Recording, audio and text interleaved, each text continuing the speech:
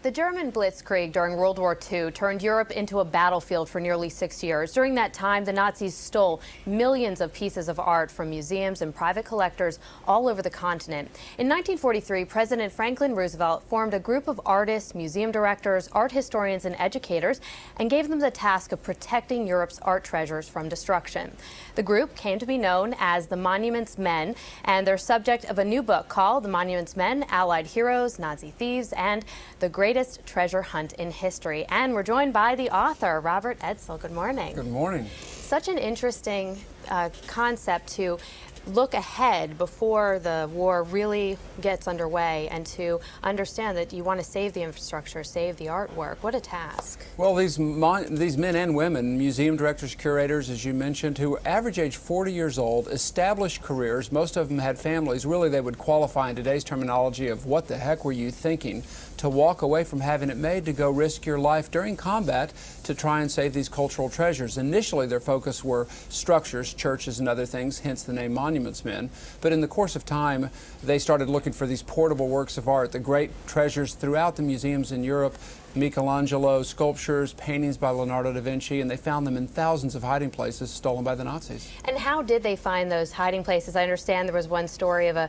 guy who was getting some work done on his teeth and he spilled the beans. Explain to us some of these stories. Well, one of these Monuments Men had a normal everyday life happen. I mean, you figure the war's going on for almost 3 years for the American men that were in the war. He had needed a root canal and went to go see a German dentist who happened to have a son-in-law who he said just came back from Germany and knew a lot of this came back from Paris and knew a lot of this information. And in fact, he had the key information that led to a discovery of a salt mine in Alsace, Austria, which was the great works of art Hitler had destined for his world-famous museum called the Fuhrer Museum in Linz, Austria.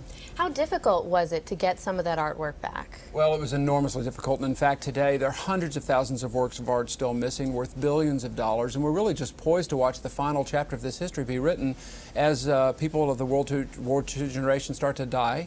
And we're going to see over the next 10, 15 years, so many of them pass. My father died last year, was a veteran of the Pacific Theater.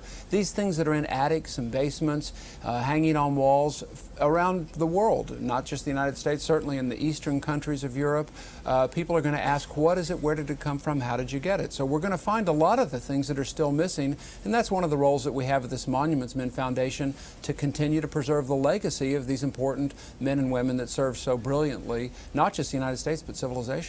And I understand some of these men and women took over key roles that we would be familiar with here in the United States, MoMA and some other big museums. That's exactly right, Michelle. I mean, the director of the New York City Ballet, the founder of it, Lincoln Kirstein, the sixth director of the Met, Jim Rorimer, who's on the front cover of the book.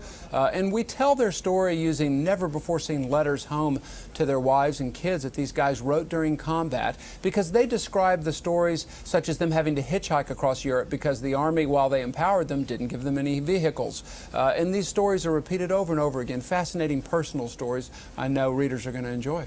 All right, very good. Robert Edsel, thanks so much for being with us. Thank you. And the book again is called The Monuments Men, Allied Heroes, Nazi Thieves, and the Greatest Treasure Hunt in History.